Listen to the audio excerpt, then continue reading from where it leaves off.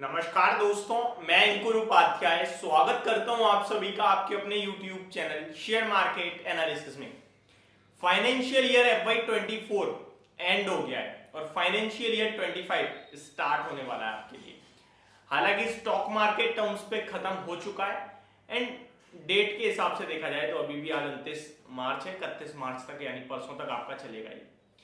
1 अप्रैल को जब बाजार ओपन होंगे तो नए वित्त वर्ष में हम लोग एंटर हो चुके होंगे, नए फाइनेंशियल ईयर में एंटर हो चुके होंगे। अब इस फाइनेंशियल ईयर में आपको कहां फोकस करना चाहिए?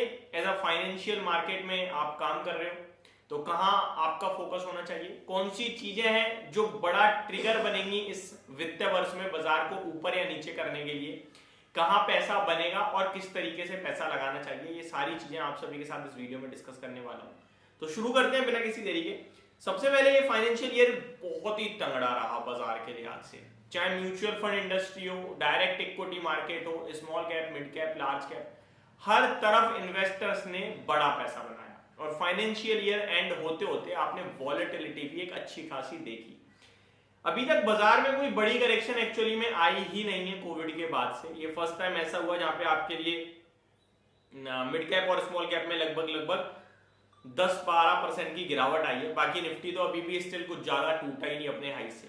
रशिया यूक्रेन के समय जरूर गिरावट आई थी बट पैनिक नहीं हुआ था, डर नहीं बना था। इस बार फर्स्ट टाइम डर बना, लेकिन वापस से रिबाउंड आ रहा है, इन्वेस्टर्स की पोर्टफोलियो में पैसा बन रहा है। अगर मैं आप सभी के साथ बड़े ट्रिगर्स की बात करूं तो यहाँ 6 बड़े ट्रिगर्स हैं बाजार के लिए जो इस वित्त वर्ष में इंपॉर्टेंट रोल प्ले करने वाले हैं। देखिए, हमें जितनी भी चीजें पता होती हैं वो सब हमें मार्केट को लेकर पॉजिटिव साइड पे ही डायरेक्शन देती हैं, क्योंकि जो नेगेटिव होता है वो एट द टाइम ही आता है। नेगेटिव हम कुछ प्रिडिक्ट नहीं कर सकते हैं, हमेशा याद रखना ये बात।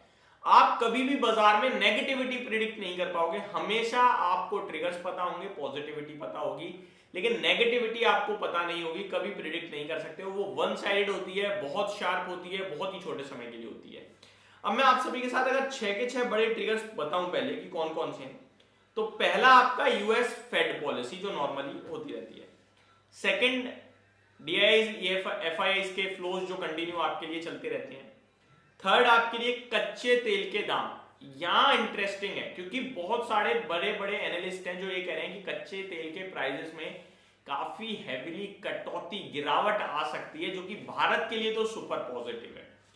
Next, global cues. यहां भी आपके लिए जो ग्लोबल चीजें हैं वो भी पॉजिटिव दिख रही हैं, लेकिन आगे चलकर आप सभी को पता है बहुत कुछ होना है, तो वो इंपॉर्टेंट होगा। नेक्स्ट है इन्फ्लेशन। महंगाई सबके लिए एक टेंशन का विषय पहले बनी हुई थी, अब तो नॉर्मल हो रही है, तो यहां भी फोकस करेंगे कि महंगाई के आंकड़े जो है वो हम टाइम टू टाइम मीट कर पा रहे हैं या नहीं। नेक्स्ट हमारे लिए होने वाला है US election and then general election. Bharat के चुनाव और अमेरिका के चुनाव, ये भी अपने आप में इंपॉर्टेंट रोल प्ले करेंगे। और यूएस में फेड पॉलिसी जो मैंने आप सभी के साथ डिस्कस करी, तो वहां पे इंटरेस्ट रेट कब से कट होगा, कितना कट होगा, इस पे तो जेरोम पोवेल साहब ने एक सफाई दी कि भैया 75 बेसिस पॉइंट कट होगा। अब कब से होगा वो देखने वाली बात है। तो ये बड़े बड़े जो मेन इंपॉर्टेंट ट्रिगर्स हैं वो तो यही है। जीडीपी ग्रोथ वगैरह के नंबर्स देखें तो वो अभी तक स्ट्रॉन्ग चल रहे हैं, भारत के लिहाज से तो सुपर है, कोई दिक्कत दिखती नहीं है। यहाँ हम दुनिया भर में एक ग्रोथ इंजन बने हुए हैं। अब सवाल उठता है कि कहां पे पैसा लगाया जाए, कहां पैसा बनेगा। देखिए, म्यूचुअल फंड्स का डेटा भी बहुत ही तगड़ा आया है। म्यूचुअल फंड स्कीम्स ने भी लगभग आपको लास्ट एक साल में 25 से 35% तक के रिटर्न्स बना के दिए हैं, तो वहां भी आपका मोटा पैसा बन रहा है और वो सबसे बढ़िया जरिया है इस बाजार को प्ले करने का। एक व्यक्ति जो मार्केट्स को नहीं समझता है उसे एसआईपी के थ्रू ही निवेश करना चाहिए, क्योंकि वहां रिस्क खत्म, आपका छोटा सा पैसा बहुत सारी कंपनीज में बट गया। अब ऐसा तो नहीं बाजार में सारी कंपनी खत्म ही हो जाएंगी, और वो आपको आपके पैसे की, मतलब आपका पैसा मैनेज करने के लिए आपसे क्या ले रहे हैं, 1%, आधा परसेंट।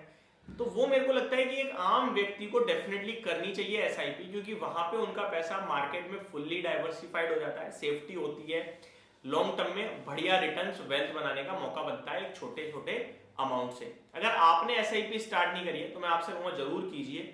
और अगर कुछ करना चाहते हैं या फिर म्यूचुअल फंड से रिलेटेड जानकारी चाहते हैं तो मैं डिस्क्रिप्शन में आपके लिए एसआईपी का लिंक दूंगा, जिस पे क्लिक करके आप डायरेक्टली कॉल कर सकते हैं एंड जो भी आपकी क्वेरी है समझ सकते हैं, पूछ सकते हैं। और एसआईपी स्टार्ट करनी ही करनी चाहिए आपको, वेदर वो स्मॉल कैप फंड हो, लार्ज कैप फंड हो, मिड कैप फंड हो, कोई भी हो, डेट वाला हो, बैलेंस हो, आपको एसआईपी करनी चाहिए, क्योंकि वहां आपकी 2-3 हजार रुपए मंथली से लॉन्ग टर्म में अगर वेल्थ बन सकती है तो क्यों ना बनाई जाए। समझ रहे हो बात को।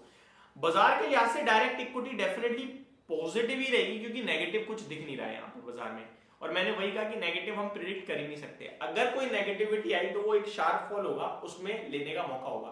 तो मैं आपसे ये कहूंगा कि आप बाजार में कुछ भी खरीदो, कैसे भी खरीदो, बस फोकस करना कि कम से कम आपकी टोटल इन्वेस्टमेंट का 25 से 30% कैश जरूर पड़ा हो। फुल्ली इन्वेस्टेड रहने वाला बाजार नहीं है, क्योंकि दोनों तरफ के व्यू बन रहे हैं इस समय। इसलिए 25-30% कैश होगा तो कभी कोई शार्प डिप आ गई तो आप उसमें एक्यूमुलेट कर पाओगे, और वो आपके पास सबसे बड़ा पैसा बनाने का मौका भी देगा। तो ये मेरी तरफ से आपके लिए एक सिंपल शॉर्टेड एडवाइस थी। होप आपको सारी चीजें समझ में आई होंगी। Thank you so much for watching this video. Have a great day guys.